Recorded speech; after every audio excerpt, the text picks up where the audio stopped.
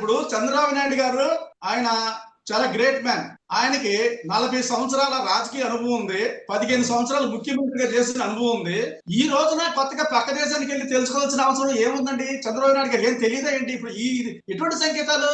చంద్రబాబు నాయుడు గారికి పరిపాలన అనుభవం లేదని ఇప్పుడు వీళ్ళందరూ పక్క దేశానికి వెళ్ళి అక్కడ సిచ్యువేషన్ పరిపాలించి వచ్చి మనం ఇక్కడ ఇంప్లిమెంట్ చేయటానికి వచ్చారా, వెళ్ళారా?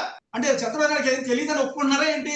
ఆయన 15 సంవత్సరాలు ముఖ్యమంత్రిగా చేశారు. 14 ఇయర్స్ 14 సంవత్సరాలు ముఖ్యమంత్రిగా చేసి 40 సంవత్సరాల మధ్య రాజకీయాల్లో ఉండి ఆయనకి తెలియదే ఉంది. ఆయన విజనరీ కదండి. ఆయనే చెప్పొచ్చుగా క్లాసులు నారాయణ గారు గాను ఇంకా మిగిలిన మినిస్టర్లకి. ఆయన చెప్పకోకుండా చూసి రమ్మంటే ఏంటి? నాకు ఏం అర్థం కావట్లా. చూసేస్తే మాత్రం ఏం అర్థం ఉంది అక్కడ? వీళ్ళకి ఇంగ్లీష్ రాదు, ఆ దేశంలో వాళ్ళకి తెలుగు రాదు. వీళ్ళేం ఏం చేస్తారు? 4 ఫోటోలు దిగి వచ్చి ఫేస్బుక్ లో పెట్టేసి ఒక బడ్జెట్ లో ఇంత డబ్బు ఖర్చు అయిందని బిల్లు చూపించున్నారు.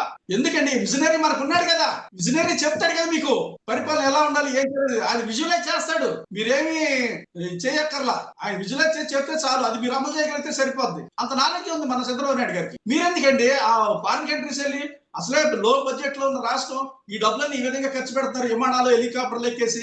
అది కరెక్ట్ కాదు కదా. అంత దూరం వెళ్ళాలి తెలుసుకోవటానికి. ఎక్కడ యూట్యూబ్ లో పడితే రాదా, లేకపోతే మీకు గూగుల్కి వెళ్ళి సెర్చ్ చేస్తే రాదా?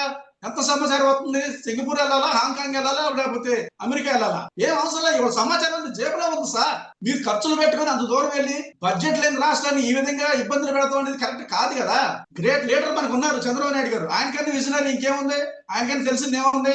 ఒకనొక సందర్భంలో ఆయన ఇచ్చిన సలహాలతోనే బిల్ గేట్స్ వాళ్ళందరూ కూడా కొన్ని కార్యక్రమాలు చేశారని వీళ్ళు చెప్తారు కదా. సో అది వాళ్ళు జలసాలకు వెళ్ళి ఉంటారు తప్ప వాళ్ళు ఏమి కొత్తగా తెలుసుకునేది ఏమి లేదండి అక్కడికి వెళ్ళి.